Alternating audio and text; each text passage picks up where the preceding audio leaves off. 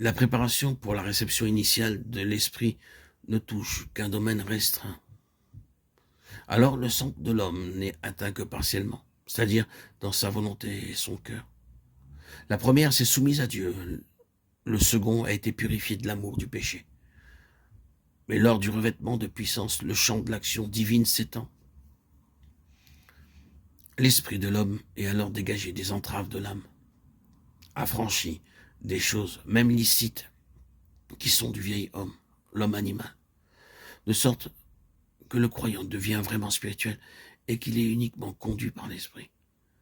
Il faut que toute inflexibilité, toute raideur de l'esprit soit éliminée pour que celui-ci soit absolument souple, docile et puisse collaborer aisément avec le Saint-Esprit.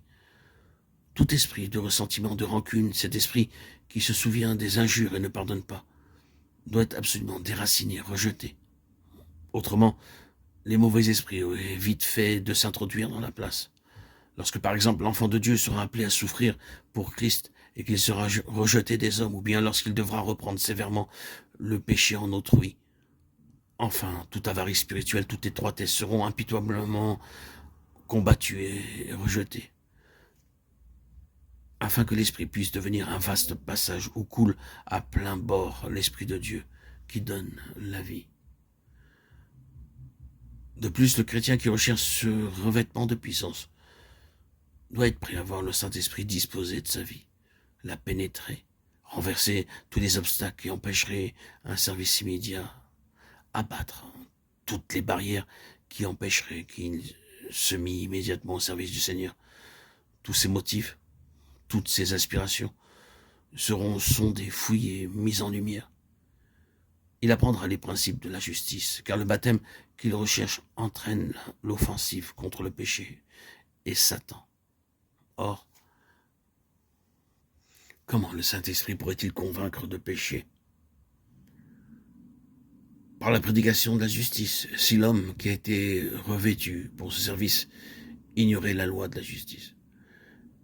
Il faut que dans sa vie, le fidèle expérimente ce qu'est l'attitude de Dieu vis-à-vis du péché, pour pouvoir ensuite être son témoin et s'élever contre le péché en autrui. Si le croyant a remis à Dieu tout ce qui concerne ce baptême qu'il réclame, s'il a depuis quelque temps déjà saisi par la foi le revêtement de puissance et qu'il ne discerne aucun changement dans sa vie, il demandera à nouveau que Dieu renverse toutes les barrières et redoublera de vigilance pour discerner ce que l'Esprit de Dieu pourrait lui signaler, comme faisant encore obstacle.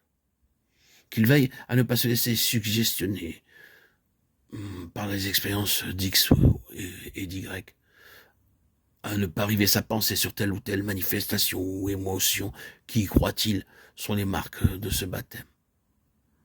Ceci placerait un bandeau sur ses yeux et l'empêcherait de voir l'exaucement accordé dans une direction opposée peut-être à celle qu'il attend. C'est ici exactement que le croyant peut inconsciemment donner prise aux esprits mauvais. Espère-t-il éprouve telle ou telle sensation qui, pense-t-il, est la marque du baptême? Les esprits séducteurs emploieront tous les moyens pour procurer au candidat l'imitation, la contrefaçon de ce qu'il espère. Il doit se méfier de ses propres émotions, de ce qu'il éprouve, telle ou telle sensation, qui n'est pas la marque du baptême.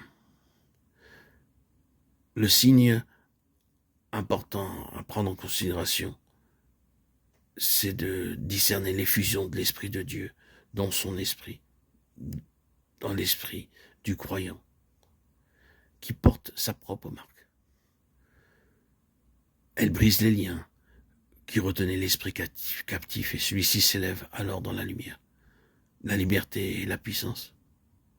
Les résultats de ce baptême, c'est pour celui qui le reçoit, la liberté d'expression pour rendre témoignage. Et chez les auditeurs, cette conviction de péché qui est le but ultime de la venue du Saint-Esprit.